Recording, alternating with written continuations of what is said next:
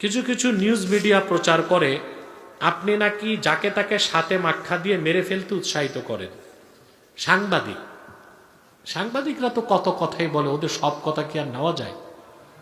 আমি এটা প্রচার করি যে সাতেমকে মৃত্যুদণ্ড দিতে হবে। সাতেমকে, যে কুলাঙ্গার মুরতাদ কাফের আল্লাহর শানে বেয়াদবি করে, রাসূলুল্লাহ সাল্লাল্লাহু আলাইহি ওয়াসাল্লামের শানে বেয়াদবি করে, তাকেই বলা হয় সাতেম। আর তার শাস্তি হচ্ছে শরীয়তে মৃত্যুদণ্ড।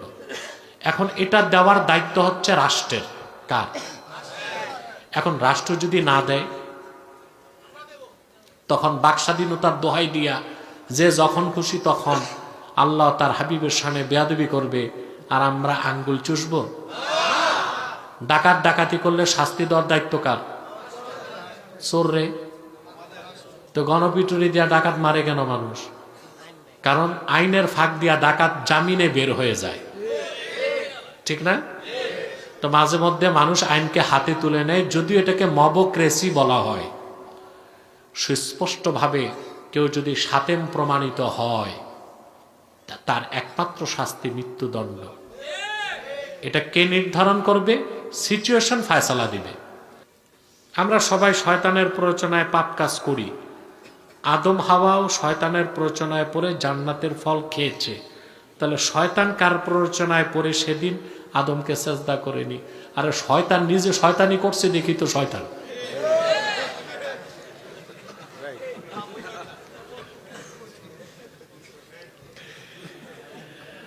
নামাজের সামনে দিয়ে যাওয়া আসা করলে কি 40 দিনের ইবাদত নষ্ট হয়ে যায়? রাবি বলছেন 40 দিন না 40 বছর, আমি জানি না, দাঁড়ায় থাকতে হবে। ইবাদত নষ্ট হবে না, গুনাহ হবে। কি হবে? মা মারা গেছেন, বাবাকে বিয়ে করানো সন্তানদের কোনো কর্তব্য আছে কিনা? আর যদি দেখেন জোয়ানকালে মা মারা গেছে, তো বাবার খেদমত লাগবে না? স্ত্রী যে খেদমতটা দিবে, এটা কি মেয়ে পারবে? বোন পারবে? চাকরানি পারবে? তো উচিত হচ্ছে সন্তানদের যদি ইকোনমিক্যাল ফিটনেস ভালো থাকে, বাবাকে বিয়ে করায় দাও।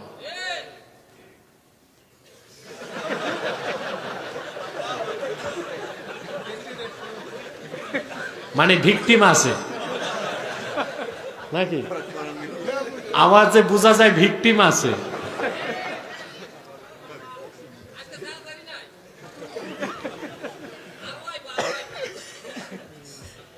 স্ত্রী যদি পরকিয়া করে, তারপর যদি ক্ষমা চায়, তখন তার সাথে সংসার করা কি জায়েজ কিনা? অবশ্যই।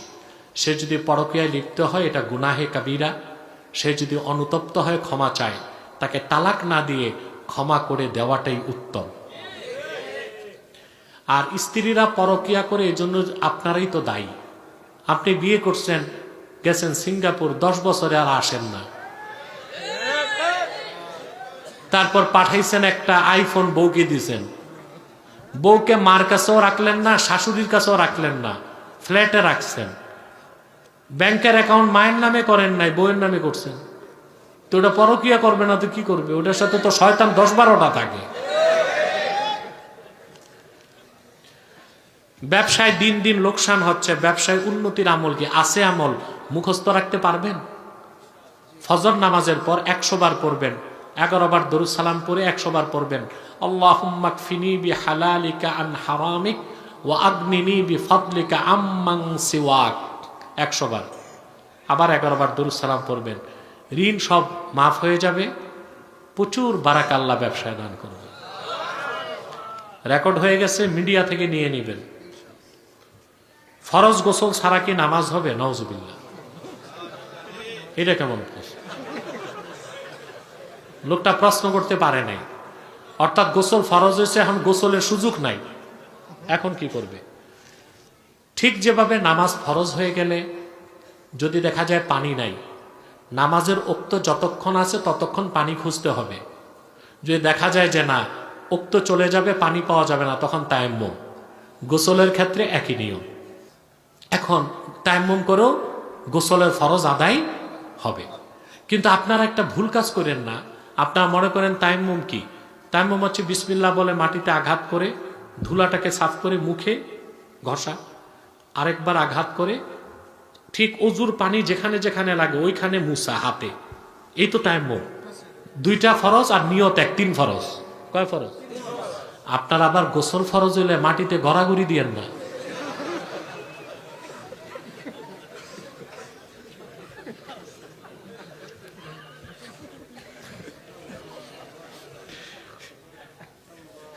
গোসল ফরজ হইলে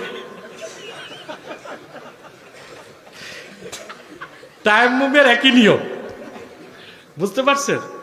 যাক, জরুরি মাসালাই জিজ্ঞেস করছি। ফরজ গোসল না করে কাজকর্ম করলে কি সংসারে কোনো অমঙ্গল হবে? দেখুন ভাই, ইসলামে অযৌক্তিক কোনো কঠিন বিধান আরোপ করা হয় নাই। গোসল ফরজ হওয়ার পর, আসলে গোসল ফরজ কখন জানেন? নামাজের আগে। নামাজের আগে। এখন আপনি শীতকাল, মাঘ মাস, প্রচন্ড শীত, পানি বরফের মতো ঠান্ডা, স্ত্রীর সাথে সম্পর্ক হলো, আর এই রাত 12টায় পুকুরে যে চুপ দিবেন, মরাও তো যেতে পারে।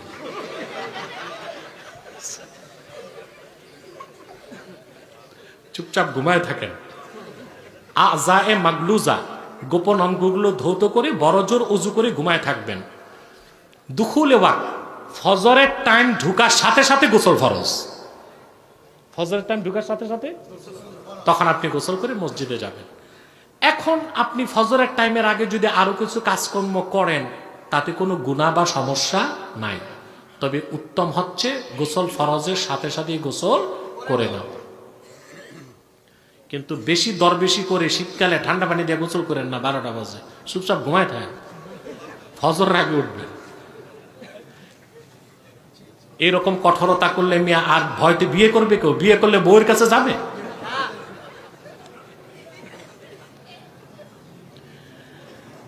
আমি 5 ওয়াক্ত নামাজ পড়ার পরেও অশ্লীল কাজ ছাড়তে পারছি না, গুনাহগুলো বারবার করি। খুব সুন্দর প্রশ্ন করছেন। একটা হচ্ছে নামাজ কবুল, আর একটা হচ্ছে নামাজ আদায়। 2টা বিষয়। একটা নামাজ কবুল হইল কি হইল না দেখার দরকার নাই, সারা জীবন নামাজ পড়তে হবে। তাইলে আপনি যত বড় গুনাহগার হন, নামাজের হিসাবে আর ধরা খাইবেন না, কবুল না হইল। কথা বলেন। আর আপনার সব আমল ঠিক আছে, নামাজ পড়লেন না, কেন পড়লেন না? ওই যে শয়তান ওয়াসওয়াসা দিছে। কলিমুদ্দিন নামাজ পড়ে, সলিমুদ্দিন নামাজ পড়ে, সুদও খায়, ঘুষও খায়, তো তুই নামাজ পড়ে কি করবি? কথা বলে না? না, এটা শয়তানের ওয়াসওয়াসা। কলিমুদ্দিন সলিমুদ্দিনের সুদের গুনাহ আলাদা হবে, ঘুষের গুনাহ আলাদা হবে, নামাজের হিসাব আলাদা। সারা জীবনের 1 ওয়াক্ত নামাজও যদি কবুল না হয়, নামাজের কারণে আপনি আটকা পড়বেন না। আর সব আমল ঠিক, নামাজে যে আটকা পড়লো সে ফেল, তার আর বেহেশতে যাওয়ার সুযোগ। তিরমিজির হাদিস, রাসূলুল্লাহ সাল্লাল্লাহু আলাইহি ওয়াসাল্লাম ইরশাদ করেছেন, আউয়ালু মা ইউহাসাবু বিহিল আবদু ইয়াউমাল কিয়ামাতিস সালাহ। সর্বপ্রথম কিয়ামতের দিন বান্দার যে আমলের হিসাব নেওয়া হবে সেটা হচ্ছে নামাজ। এটা হচ্ছে নামাজ আদায়। এখন নামাজ কবুল কোনটা? সুবহানাল্লাহ। যার নামাজ কবুল হয়ে যাবে, ওর আমল নামায় কোনো আর গুনাহ থাকবে না, আর আল্লাহ তারে বিনা আযাবে জান্নাত দিবেন। আর দুনিয়াতে আল্লাহ তাকে এমন চরিত্র দিবে যে সে আর খারাপ কাজ করবে না, ওটা নামাজ কবুল হইলে। তো যে ভাই বলছেন নামাজ পড়ি গুনার কাজ করি, তার নামাজ আদায় হচ্ছে, কবুল হচ্ছে না। কবুল হইলে গুনার কাজ সে ধীরে ধীরে ছেড়ে দিবে। এখন নামাজ কবুলের নিয়ম কি? প্রশ্ন আসে না? 3টা জিনিস লক্ষ্য রাখতে হবে। একটা হচ্ছে নামাজের চাবি হচ্ছে ওযু। বেহেশতের চাবি নামাজ, নামাজের চাবি ওযু। আপনাদের ওযুটা হয় না, ওযু করতে হবে। ওযুতে 2 ধরনের নাপাক বের করতে হবে, একটা আনজাসে জাহিরি আর একটা আনজাসে বাতিনি। একটা বাইরের নাপাক, একটা দিলের নাপাক। আপনি যখন ওযু করবেন, আপনাকে নিয়ত করতে হবে, আমি কুলি করছি, আমি আর এই মুখে মিথ্যা কথা বলবো না। আমি হাত ধুইতেছি, এই হাতে সুদ ঘুষ খাবো না। আমি মাথা মাসা করছি, কুচিন্তা করব না। আমি মুখ ধুইতেছি, চোখে হারাম জিনিস দেখব না। পা ধৌত করছি, সিনেমা হলে যাব না, পোস্ট কোয়ার্টারে যাব না। এইভাবে আপনি যদি ফজরের ওযু করেন, আপনার ভিতরের নাপাকও বের হবে, বাইরের নাপাকও চলে যাবে। তখন আপনি নামাজে ঢুকলে 2টা জিনিস রাখতে হবে, খুজু আর খুশু, অর্থাৎ অঙ্গ প্রত্যঙ্গ হবে কেবলামুখী, কাবামুখী, দিল হবে আল্লাহমুখী। একটা খুশু আর একটা খুজু। তখন এইভাবে যদি 40 দিন নামাজ পড়েন, সব গুনার প্রতি আপনার ঘৃণা সৃষ্টি হয়ে যাবে। অবাধ্য সন্তানকে কিভাবে বাধ্য করবে? খুব সুন্দর কথা। অবাধ্য সন্তানকে বাধ্য করতে, আরে সন্তান যদি ভালো সন্তান বানাইতে চান, 3টা জিনিস আদব তারি শিখাইতে হবে নাবালেগ থাকতে। কয়টা বলবো? وعن علي كرم الله وجهه عن النبي صلى الله عليه وسلم أدبوا أولادكم ب3 خصال حب نبيكم وآل بيته وتلاوة القرآن। হযরত আলী রাদিয়াল্লাহু তাআলা আনহু বর্ণনা করেন, আল্লাহর হাবিব সাল্লাল্লাহু আলাইহি ওয়াসাল্লাম ইরশাদ করেছেন, উম্মত তোমরা তোমাদের সন্তানদেরকে 3টা আদব শিখাও। প্রথমে তাদেরকে আমার ভালোবাসা শিখাও। 2 তাদেরকে আমার বংশধর যারা আহলে বাইতের ভালোবাসা শিখাও। 3 তাদেরকে কোরআন তেলাওয়াত শিখাও। এই সব কাজ করতে হবে বালেগ হওয়ার আগে, 7 বছরের আগে। 7 বছর হইলে মুরু আওলাদাকুম বিসসালাহ ওয়া হুম সাবু সিনিন। 7 বছর হয়ে গেলে নামাজের আদেশ করতে হবে। কথা বুঝেন? 7 বছরের আগে 3টা জিনিস। কটা জিনিস? আল্লাহর হাবিবের ভালোবাসা শিখাইতে হবে, আহলে বাইতের ভালোবাসা শিখাইতে হবে, কোরআন তেলাওয়াত শিখাইতে হবে। আর 7 বছর থেকে নামাজ শিখাবেন। এই সন্তান আল্লাহর ওলি হিসেবে বড় হবে।